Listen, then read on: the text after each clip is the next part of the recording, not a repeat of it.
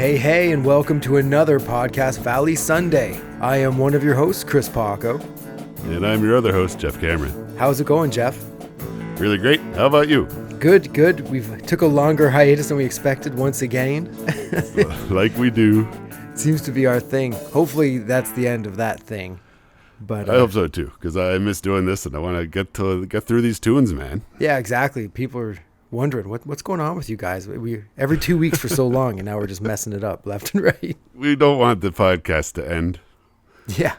So we just try to drag it out as long as possible for everybody, you know? Exactly. But other people are probably wanting it to end, so they just want to get to the end of it. Fair enough. Fair enough.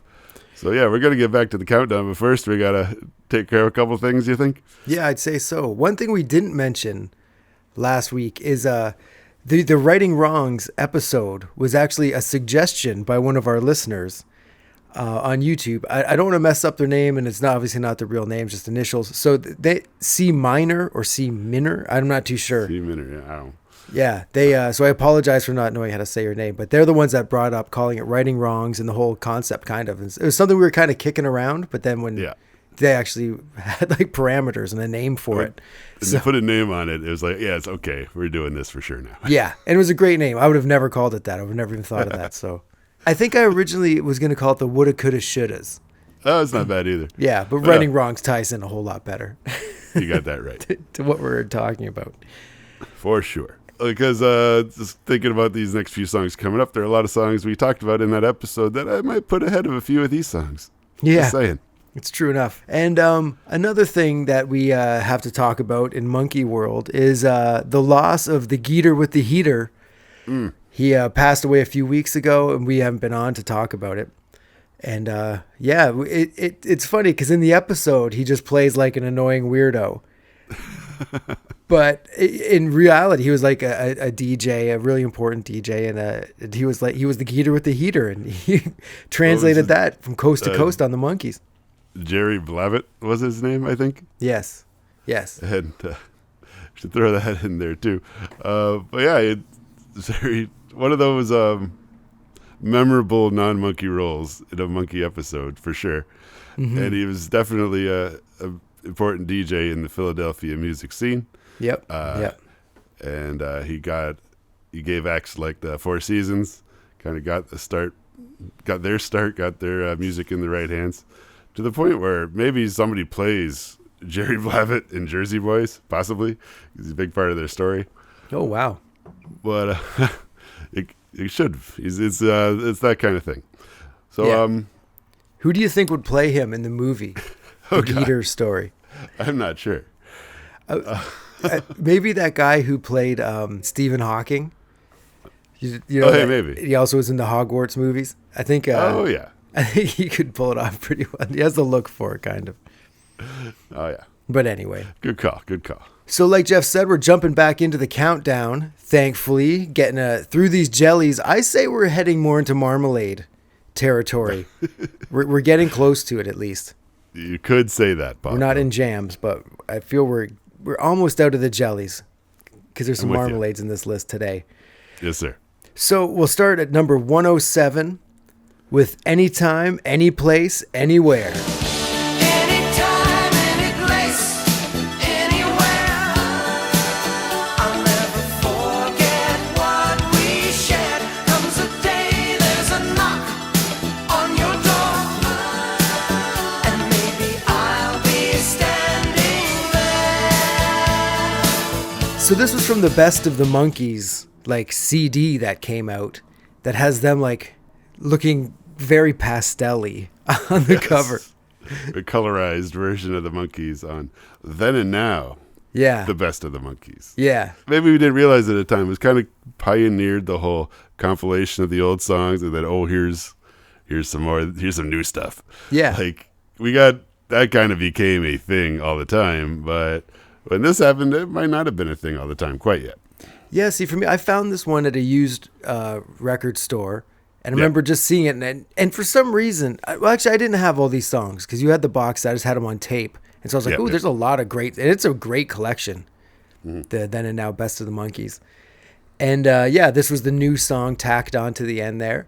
And it definitely has an 80s vibe with the opening, with like that weird electric congas or whatever those things are.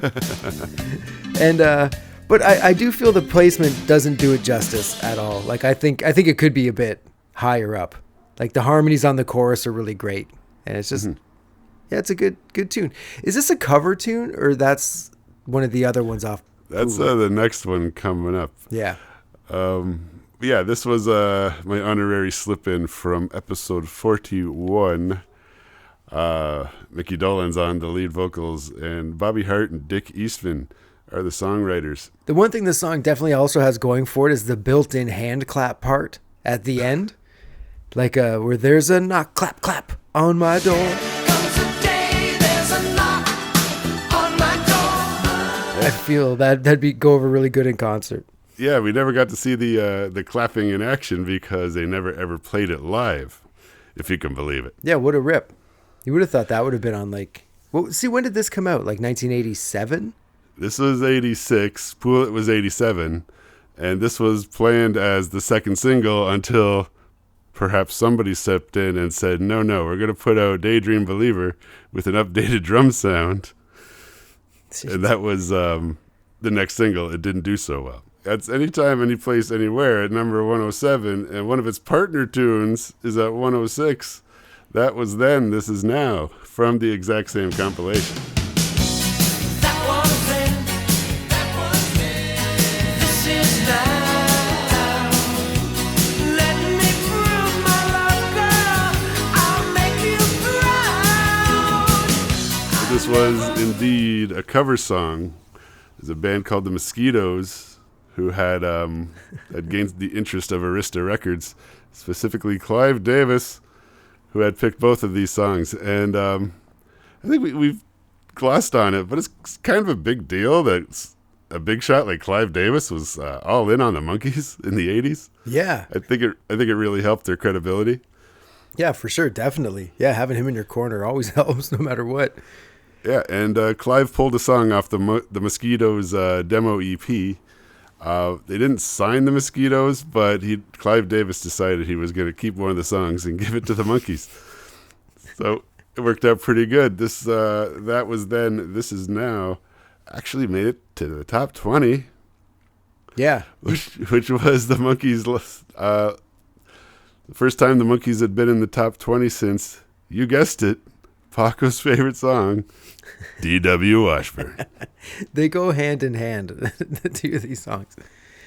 Just kidding. But in the video, and if you want to see the video, you could check out the Randomatic Countdown playlist on our YouTube page. Mm-hmm. And in the video, it's just Mickey and Peter playing live to like a pretty big crowd. Yeah, man. And also, finally, we get to see Peter in a Speedo. Finally. I know people have been wanting that pretty bad. But the guitar solo by Peter, it rips pretty good. Like for a Monkees song. It's not like Kerry King or anything. But but yeah. And again, I have to admit, I like this more than I thought I did.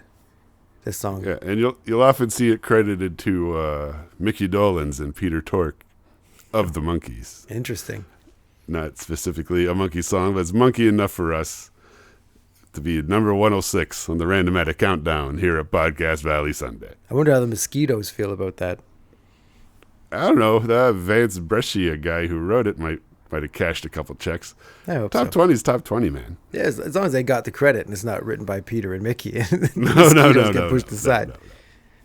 No. The Mosquitoes got swatted. But anyway, this will bring us now to number 105, Midnight Train. Rambling. Midnight train, rambling all night long. I'm gambling, losing all my money when it really it's funny, huh? Ba-da-dum. Midnight train, rambling all night long. I'm gambling, tell you what, baby, well, you better be moving on. I feel like this is a song that's tailor-made for Mickey Dolenz. It's like quick vocals, bit of a story. But to me, it doesn't feel like a Monkees monkey song, but it does feel like a Changes monkey song where it seemed like all bets were off and it was just like whatever you wanted to do. It was almost like a mixtape of different genres. Yeah. And you get the only thing holding it together was that bass. But this is another one of those Mickey songs that there's a couple versions of it kicking around, and it dates back to the headquarters sessions, and he had kind of a version of it. Midnight train, rambling all night long. I'm a gambling, losing all my money, well, it really ain't so funny, hon. Midnight train, rambling all night long. I'm a gambling, tell you what, baby, well, it better be moving on. And I think it's like he's got, I think Coco sings on it too. I think so. Yo, Mickey's yes, sister. she does, yes. We pulled this back at episode 36, and at the time he called it a country-fried pickin' with no Nez in sight. Yeah, it's a very interesting song. Like, very, yeah, countrified picking with no Nesmith in sight.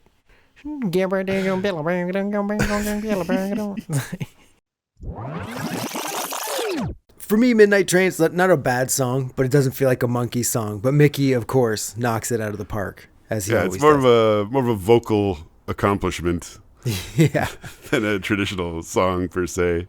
yeah. It kind of, if it was a double feature at the drive-in, this would be playing with Going Down. There you go. That's how I feel. Not bad, not bad. Yeah. And once again, a Monkey song about trains and shit. I love trains. They go to that well a lot, and we're gonna head back to that well shortly. Yeah. Hint, hint. Stay tuned. Anyway, that's Midnight Train 105, written and sung by Sir Mickey Dolenz. Mickey Danger Chicken, they call him. Yes, Mickey Danger Chicken. So now at number 104, we've got Never Enough. Cause it's not enough. It's never enough. It's not enough. Oh, I've got to say, I think you could get enough of this song. I don't feel like it's never enough. It feels like it's being played at the wrong speed or something. Like, It sounds like it's below Mickey's range. exactly. It's a weird, like, yeah, if they just would have pepped it up, like a half step or something, anything. Because it's just, But yeah, but by the end of the tune, and we talked about it when we pulled it back in episode 45, they bring it together at the end, and the vocals get all big, and like some work went into this. Like you can say about the Justice album, the tunes are well sung, and you hear the guys' voices singing together quite a bit on this record. yeah, exactly. Yeah, I actually have written down, like, the vocals are really good, and the playing is also good. It just seems to be going over the same thing to me. You know what I mean? Just treading the same ground. But if you go on YouTube and you see like someone put together a video of it or something, Yeah. the one that you have put up for us, the comments, people love this song. Like, their favorite song off Justice. How come this wasn't the opening single? You know, blah blah blah. I'm like, really? That's very interesting to me. Because, and again, not a bad song, but feels like it's being sludged out for some reason. Sludged out, as they say. Yeah. Fair enough. All right. Never And enough. that's never enough. Yeah, 104. All right. So here we are, number 103 with, I'm surprised the song came so low, but I it was is about to say the exact same thing. The Kind of Girl I Could Love. girl, you look mighty good to me. And I know that you got to be the kind of girl I could love. Yeah, we pulled it way back, episode 7. That's probably Back in why. our action-packed weekend sessions, this was the third episode of a Sunday out of 4. Yeah. I think this is one of those songs that get piled on. Yeah. We just put it somewhere, and then all the other songs get piled on top. It doesn't get the Nesmith bump that a lot of the other ones do as a result. Nez penned it, as we just were saying, and it's got a great chorus. And he and Mickey's voice work so well together, like they always do. It's definitely a highlight of More of the Monkeys, Oh, yeah. like for sure. And the solo's pretty rad as well. Yeah, it's a good tune. And I think they had it available for the first album, but it didn't make it. Because, Mike was getting one tune per side. He probably threw together a bunch of tunes For at sure. the time. And of course, as we know, More of the Monkeys was assembled and released without the knowledge of the Monkeys, which certainly rubbed the guys the wrong way. Yeah, that was a good move. especially Mr. Michael Nesmith, whether his songs were on it or not. He was not cool with No. the situation. No. Almost because of that, kind of brought the boys together. And we've talked about this before, like with Kirshner was saying too, like they got rid of me so they could, not make hits kind of thing. But it didn't, the hits weren't the thing. It was about making cool music. You know what I mean? Yeah. And I feel like that's what they did. And if they would have just stuck being the Archies or whatever, where would they have landed now? Yeah. It swung really quick from doing it on Kirshner's terms to, hey, let's do it on the Monkees' terms. And then it was, let's do it on each of our individual terms. And it stopped being the Monkees, and there was Mickey's songs he recorded in L.A., Mike's stuff from Nashville, Davey's tunes from New York or wherever he was recording. And they just put the albums together and put them out. And that was like the last few records. And it was very separate. Yeah. Yeah. There's like a few years where like the golden years where they're all together and doing stuff and playing stuff. Yeah. And, and that's like awesome. And it's like in the middle there, it gets like fat with awesomeness and it tails off at the end. That stretch is like even shorter than we probably think. Like, I agree. Yeah. Like it was 1967, the second half of like season 1, the first half of 67, they start shooting the season 2 shows and they record Headquarters and they go on tour and they record Feisty Aquarius, Capricorn and Jones. That all happens in 67. And so like that was like peak Monkey time. They probably got burned out on themselves in general, but they were at the top of the world on their own terms. Yeah. And for a minute, it seemed like a pretty good deal. Yeah. And I'm so glad that they did it, obviously. Oh, for sure. Everybody won. But this is a lengthy tangent away from our number 103 song, The Kind of Girl I Can Love, a 2-minute Nesmith banger that could have been higher, but just isn't. Yeah. Which now brings us to number 102 with a bullet. Bye, bye, baby, bye, bye. Bye bye, baby, bye bye, don't wanna make you cry. Bye bye, baby, bye bye, don't wanna make you cry. I'll be leaving you now. You'll get along somehow. I like this song much more than its placement indicates, for sure. Like, because I've always really enjoyed this song. I don't know who else really likes it as much, but I really think it has a cool like Native American vibe to it in the verses. And I like the overall feel, and I always have. Like, I don't know why. It has like a mommy and daddy vibe to me. The song, not your parents? Yeah, like the Monkees song. Oh, okay. Like if it was playing at a drive-in double feature, I'd feel this and mommy and daddy would go well together. Like they're Yes, they do have a serious tribal vibe to it, but this has that sort of the twang to it as well. Yeah. That from like Midnight Train. That'd be the triple feature would be Mommy and Daddy, Bye Bye Baby Bye Bye, Midnight Train. This crazy Mickey showcase. Yeah. Of rhythm and vocal dexterity. Yeah, and if it's a Dusk Till Dawn, I'd throw on Going Down too, just to, so Encore. So you can see the sun come up. Yeah. But yeah, and at the end, Mickey's vocals are awesome when he's just kind of going off and kind of like working like against himself. Like the two Mickeys are singing against each other, and it's awesome, really awesome.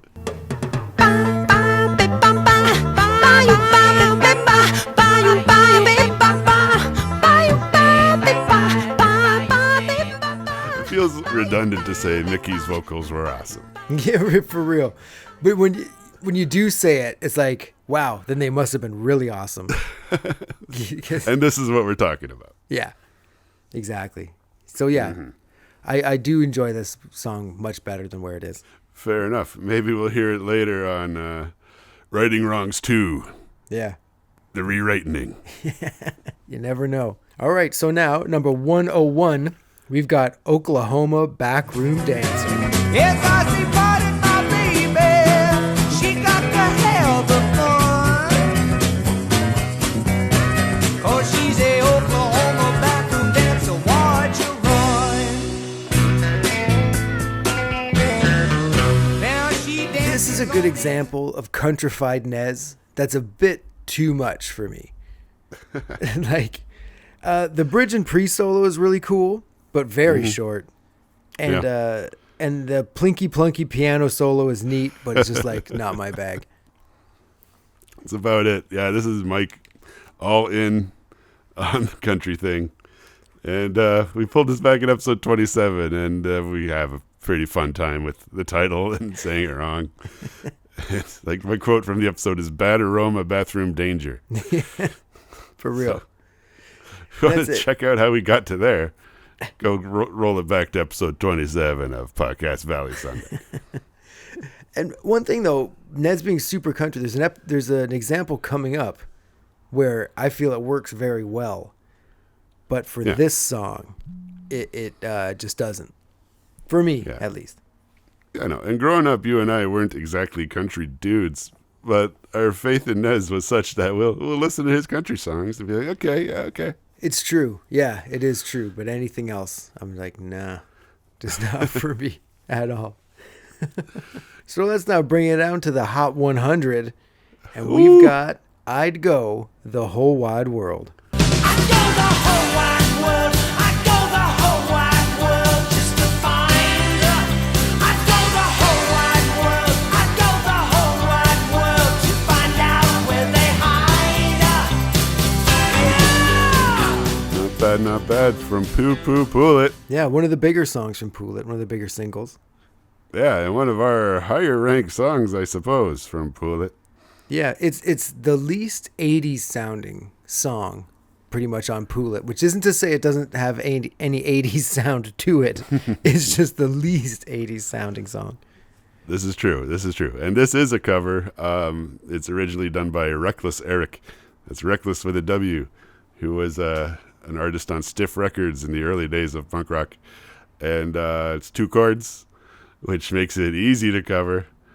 And for that reason, there are 18 cover versions out there, including this one. My goodness. I know, right? Reckless Eric making some bank off this song. For real. And Will Ferrell plays a version of it in the movie Stranger Than Fiction, but I'm not sure if he's playing the Reckless Eric version or the Monkees version. It's never established in the plot of the movie. I bet it's all of the versions. There's like Maybe. no real version that he's singing. Fair enough. If we do a crossover with that Anchorman podcast, we'll have to ask Will Ferrell Yeah, exactly. if he has Poolet in the car as we speak. That's our current number 100, Whole Wide World. Ooh, breaking into double digits now. How you like that? So now at number Wayne Gretzky, we've got Band 6. I think you got it now, Mickey.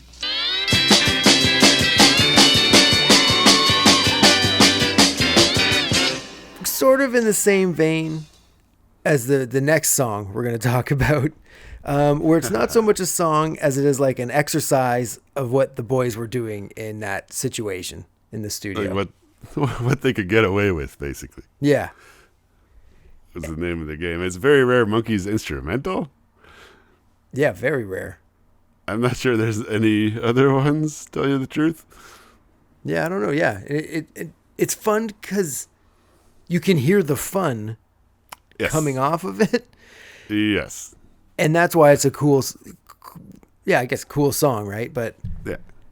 yeah, It's them jamming out the Merry Melodies theme yeah, with a couple of false starts and just practicing going on and studio chit chat.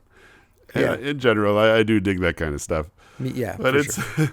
as a result, I'm not sure we reach for this too often. And like I said before, I might, if here on the countdown, I might have switched this and Zilch straight up for each other. Yeah, Maybe Zilch should be up here at 99. But hey, what can we do, folks? yeah. It's true. It's true. And just we will talk about this in another episode coming up. But that Headquarters new box set, the 4-disc, intense, crazy deep dive into Headquarters. This is not for a casual fan. Like let's be straight up. If someone's like, "Oh, I like Last Train to Clarksville," you don't like say, "Oh, then you should get this box set." Oh, yeah. Because yeah, there's a lot of this kind of stuff in there, like them hanging out, them working on stuff, them working through stuff, and it's a lot of fun to listen to. But we'll do a deeper dive into that when in another episode. But when talking about this, you can't not talk about that. Well, I look forward to that. Mm-hmm. That's a good mention because that's the hot commodity on the monkey scene right now at Rhino Records. Oh yeah, it's awesome. It is awesome. Right now, we'll just zoom on over to number 98 with But you know what, Paco? what's up? I got a better number 99. Cue the organ.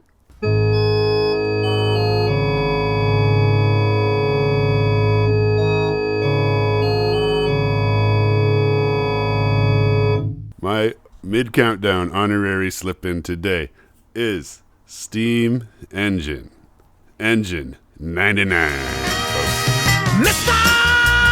Engineer, slow the engine down some more. You're moving just a little too fast. I got my foot down clear to the floor. Steam engine, engine 99. Steel drivers rolling right on by. Mr. Nice. What a tune.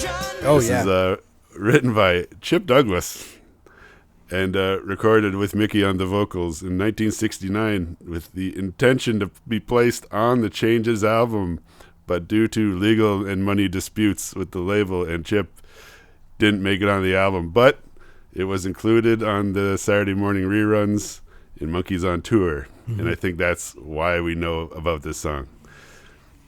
It is a ripper. Like it's super great, like super high energy. It's you could just see it live, Mickey dancing around and just killing it. And yeah, it's a shame it didn't make it on the Changes album. It could have been a good single even. For real. And another interesting version of it is floating around out there that Chip Douglas pressed up himself as a 45 and sold at the 1983 Monkees Convention in Chicago. Wow. Ooh, if you got one of those, hold on to that. So it's got an odd history. It's a ripper. It's a Monkees song about trains again. And it's just a good tune, and I like it. And for a long time, I thought it was on Changes. Like it was, I assumed it was from that era, and but it wasn't. And I think it's on the Monkey Mania, that 40 song best of that I think you got a copy of. Yep. It came out in Australia. Hello to all our Australian fans. And yeah, it became. I think it's on the blue disc of the Listen to the Band as well, if I'm not mistaken. But it might not be actually. But No, I yeah, don't think so. it's just kind of Monkey Missing Links Volume 3. It comes out on. Yeah, it's like an alternate mix. Yeah.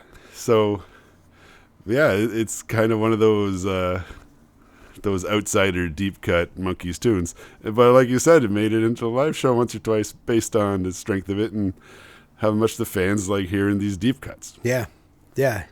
It's definitely would definitely be a great crowd pleasing deep cut Monkees song. Yeah, and even if you'd never heard it before and you heard it, you'd be like, "Man, this is a good tune. Where's this from?" For real. So yeah, good call and slipping that one in. Thank you. Which brings us to number 98, I suppose. The Diddy Diego War Chant. Hey, hey, we are the monkeys. You know we love to please. A manufactured image with no philosophies. We hope you like our story, although there isn't one. That is to say there's many. That way there is more fun. You've told us you like action and games of many kind. You like to dance, we like to sing, so let's all lose our minds. We know it doesn't matter, cause what you came to see is what we'd love to give you, and give it 1, 2, 3. But it may come 3, 2, 1, 2, or jump from 9 to 5. And when you see the end in sight, the beginning may arrive. For those who Okay, look for so like, meanings in what forms can you that really in fact, say we might about have this one song? It's like fun to hear without the sped up vocals, because that's all I really knew it as for a long time. Oh, on the soundtrack tapes that you got. Yeah. It's just got the messed with like sped up and slowed down vocals and Yeah, so like Yeah, when I yeah. re-listened to it today, is going over this, it's like, oh yeah, this is how it just goes across, like it does in the movie, right? It's just the regular voices. But yeah, it's just like a sound clip from Head that kind of sets up the movie and shows you a scene from every single scene. every single scene. Spoilers everywhere. It's like the chapter list. It like predated Yeah. DVD's chapter selection. Man, I want it'd be awesome if on like the Blu-ray you go to the chapters and it's just that, and you just click on which one you want. I mean, why not? It would make the most sense. Yeah. But yeah, so I don't really know what else to say about Diddy Diego War Chant. It's fun, It's, but I think it's a Rafelson Nicholson thing. I think they wrote it. that It makes wasn't sense. the guys, even though the guys do it and they deliver it in a convincing fashion, and you could sort of sense they're singing it through clenched teeth kind of thing, and Yeah, like not that they're like they don't want to sing the song, but like they're just like screw this monkey business. exactly. Yeah, it definitely, well, that's what Head was, right? It's supposed to deconstruct Yes. and kill off the monkeys. So it was almost supposed to be their Sgt. Pepper's Lonely Hearts Club Band, like what Paul McCartney really wanted it to be in the original outset. Was like, we're going to be like a different band, and this band can do stuff. And it's kind of like what the monkeys are trying to do with Head. I suppose. But anyway. But yeah, it's sort of low here in the countdown. It's absolutely our lowest song from the Head soundtrack out of like the 6 or so songs that are on it. Yeah. Yeah. Which then brings us down to 97 and gets you in the Christmas spirit with Snowfall.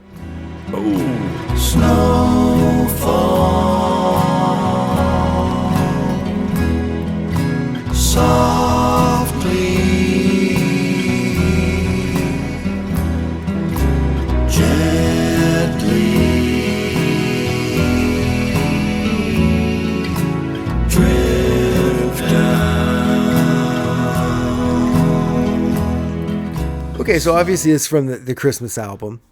And I didn't realize this was like a classic Christmas carol, essentially. Yeah. You know what I mean? I thought like Nez penned it or something like that because it Not worked so quite. well for him. But it's not just a Christmas album, Paco. It's a Christmas party. That's right. It is. And if our episodes would have timed out a little closer to how we wanted to, we would have been talking about this around Christmas time. It's kind of a bummer that we don't get to now. It's a little bit in the rear view, but you know, it's one of the good tunes on that album. yeah, I think I said the first time we talked about it as well, but like it sounds like snowfall. I don't know how to describe it, but when it's saying you feel like snow is falling, and it For really real. hits the Christmas vibe. And it starts off with that classic like Mosey sounding guitar, like da-doom, da-doom, doom, ba-doom, boom. And then the strings come in and like this chorus with Mike singing. It's a great song. Yeah, it's a Claude Thornhill composition from 1941, which is more of like a big band thing. But obviously Mike's got to give it a little touch of the Mosey, the swagger. Yeah. Like you're on the back of a slow moving horse. That's what it feels like in the snow. Just clopping along. For real. But oh wait, hold on. I hear yep, that's the Honorary Slip In organ. There it is again. And just because we're in the Christmas spirit right now, I'm going to use my Honorary Slip In Awesome. to be What Would Santa Do? Also from the Christmas Party album. What would Santa do? What would Santa do? Would he strike back? Would he keep his cool? 'Cause I need a helping hand, and I just want to understand. What would Santa do? What would he do? Good call, Paco. Good call. I remember when we first were doing this, I was like, okay, I'm obviously going to throw in What Would Santa Do? And I was like, ooh, wait, no, probably Jeff will have that one, so I'm going to pick something else. And I feel you might have thought the same thing with me, because there's no way this song should have not made it on this list. I thought the exact same thing, Out of because the I think you Christmas- talked about the song a lot. Yeah. Like, you know, off mic, when we talk about these songs on this Christmas Party album, you definitely dig that one. Oh, yeah, it's just fun. It's great. The chorus is awesome. And I think we talked about this recently in one of the other episodes, but like this Christmas when I put on the album, my wife would get into that song. Like she loved it. She just loves when Mickey says he wants to sock him in the mouth. Makes me wanna clench my fist and sock 'em in the mouth. People at Christmas time. For real. And then he says, no, what would Santa do? And then it's, a great song. So I'm sticking that one here right in front of Snowfall so they can Boom. curl up together. Good call, Christmas. Paco. That brings us now to number 96. Everybody's favorite monkey song about a cat, Shorty Blackwell. Shorty Blackwell, Shorty Blackwell, be friends with me, be friends with me. Shorty Blackwell, Shorty Blackwell, be friends with me, be friends with me. I'm feeling very bad today. I Another cat came in to stay.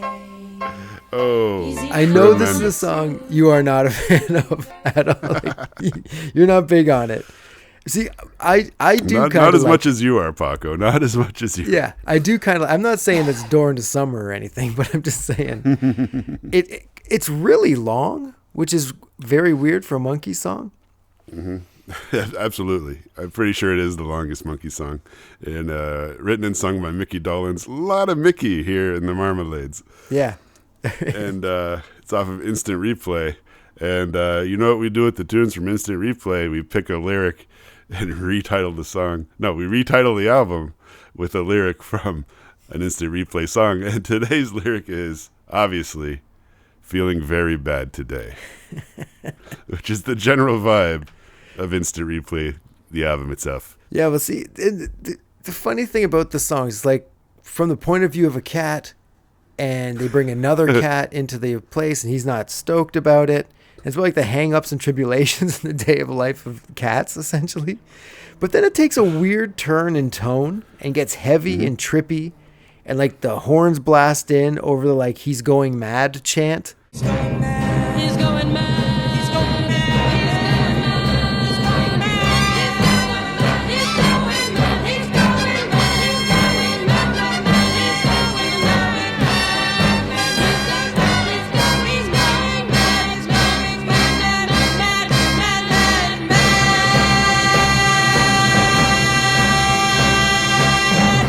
He's going mad. That weird descending spiral staircase kind of vibe going on. Yeah, and it gets kind of nuts, but like straight up, it's long as hell, 5.5 minutes, and it probably could have wrapped up around the 3-minute mark, you know. And I think maybe people might look more fondly at Shorty Blackwell.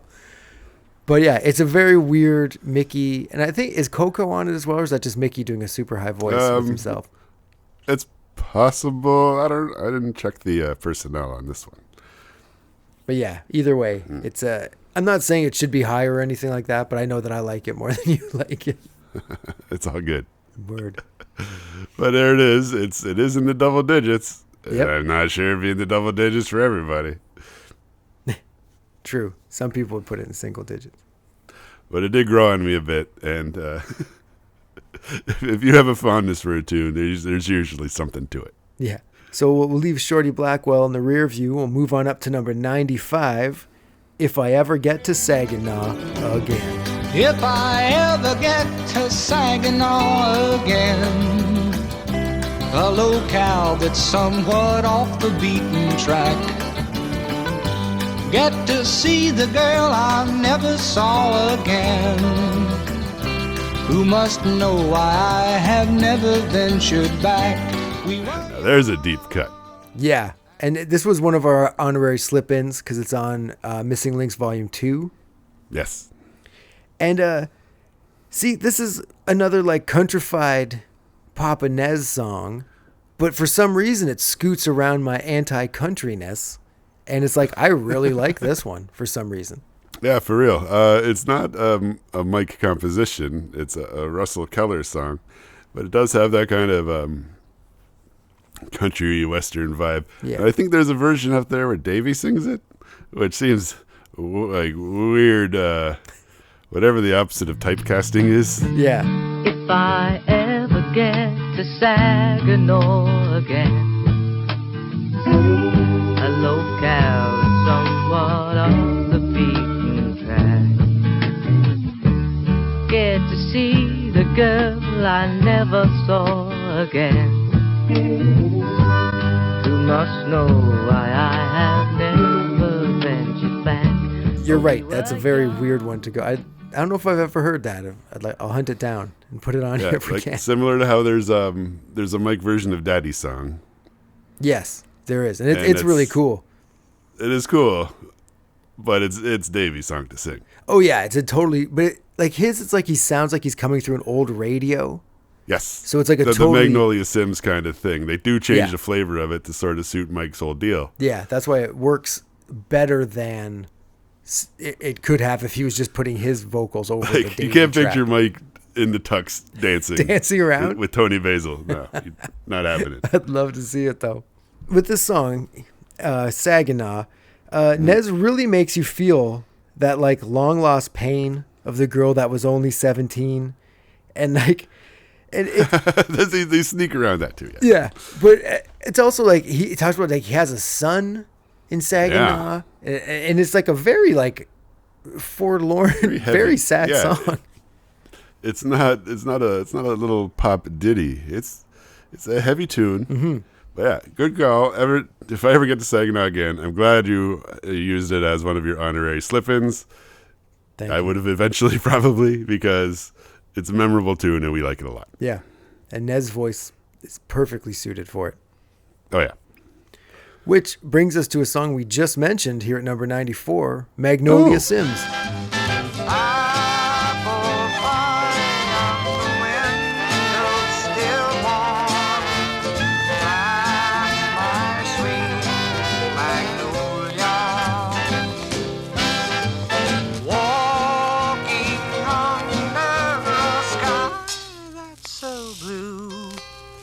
Very cool.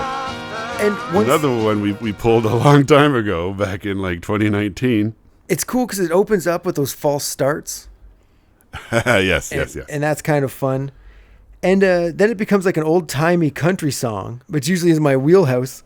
But the tongue-in-cheekness of it, I don't know, it really works for the song. And it's yodeling and all that. Like it's cool. I like it. It feels kind of like a Missing Links kind of thing, but it really was on the Birds, the Bees, and the Monkeys.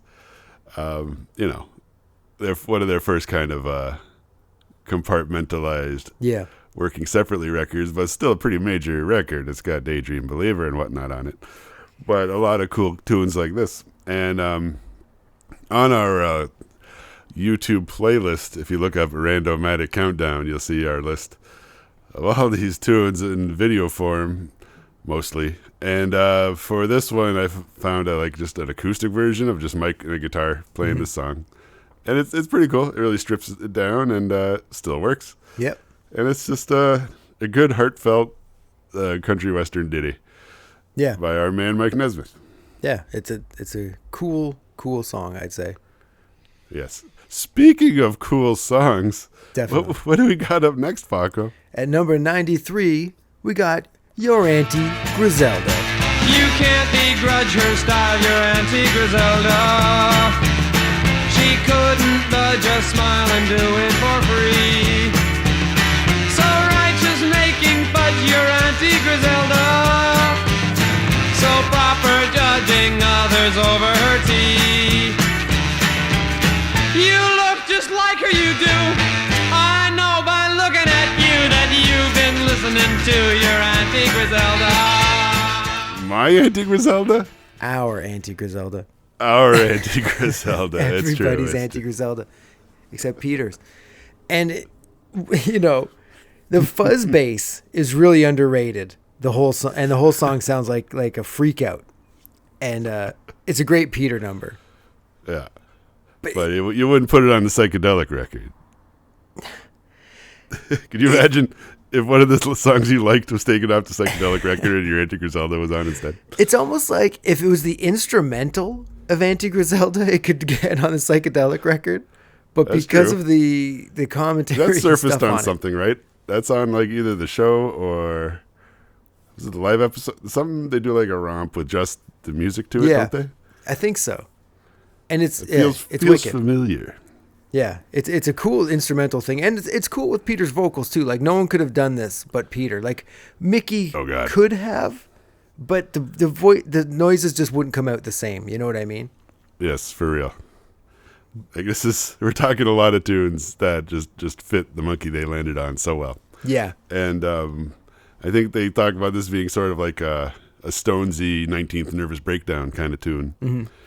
Bit of a jokey thing, but Peter just takes it to another level. Yeah, and it's almost like Peter's innocence and joy for everything kind of come out in this, and that's why it's not like roll your eyes at this song. It's just like oh man, here we go. And I love when he screams yeah at the end. I think I brought this up before, but it feels real. Yeah. He seems so happy, and it's great. And No, the opening and closing riff is really rad. It's a good song. Like I say, we're definitely, I think, out of the jellies. Yeah. It's written by Diane Hildebrandt and Jack Keller, and Diane Hildebrandt also writes some other songs for the Monkees, and also she put out an album herself called Early Morning Blues and Greens. Oh. You'll never guess what Monkees related song is on that one. But she's also wrote the lyrics to Going Down. Oh, interesting. Yeah. Got it. And we pulled this back on episode 23, and I forget the out of context quote is, "I need better duck sounds."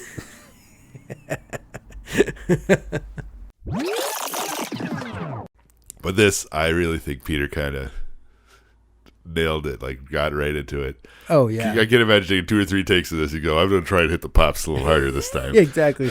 I need better duck sounds. For real. So I really do. I could believe that he banged it out. I believe that's from the transcripts from the session. It's number 93, Your Auntie Griselda, from the Monkees' self-titled debut, n'est-ce pas? Oui. Which brings us to number 92, Petite Femme, also known as Little Girl.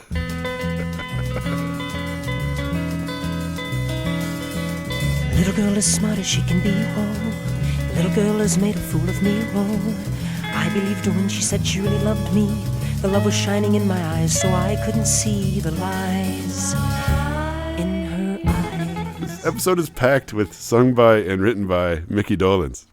For real, yeah, because he's done so many songs that a lot of them fall into this middle category, as well as being on either end, but he has a lot in the Marmalades.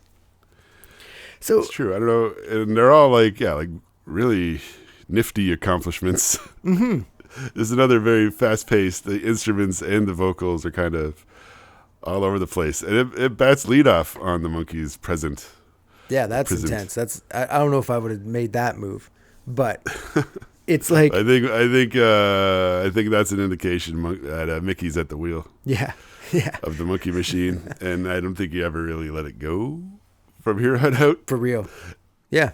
The very flashy lead guitar lines are played by Louis Shelton, whose name you might recognize from various other Monkees credits, including Last Train to Clarksville and Valerie. Wow, he's got some magic fingers on the Monkees. He's pretty much lead guitarist 1A for the Monkees.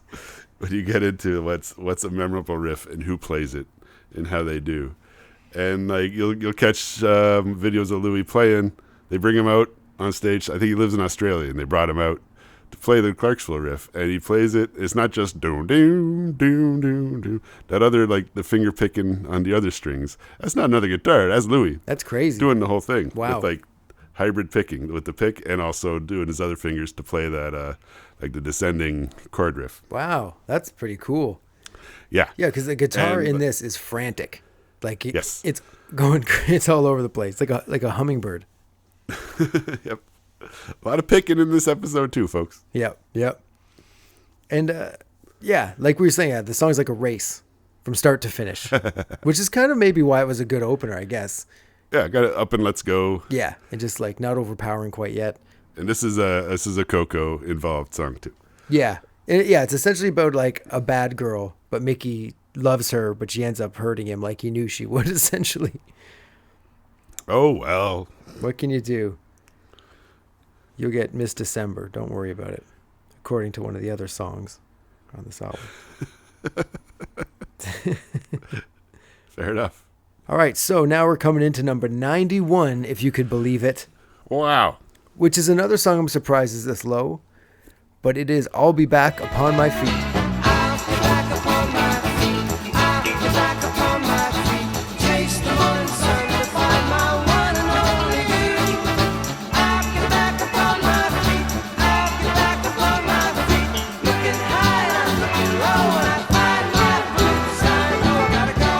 Decent tune. It is. I do like it. It's another one of these songs with the multiple versions of it. Yeah, and they also sing in it, I'll get back upon my feet. Like not I'll I'll be back. They say I'll get back. Really? Yeah. That's how it sounds on to all me. versions anyway. of it? The one that I've heard recently. Maybe I'm mishearing it. Is that the one with the McDonald's straw? Is it that version? Everybody quiet down for a second. Paco, can you give us a taste of the McDonald's straw, please, if you don't mind?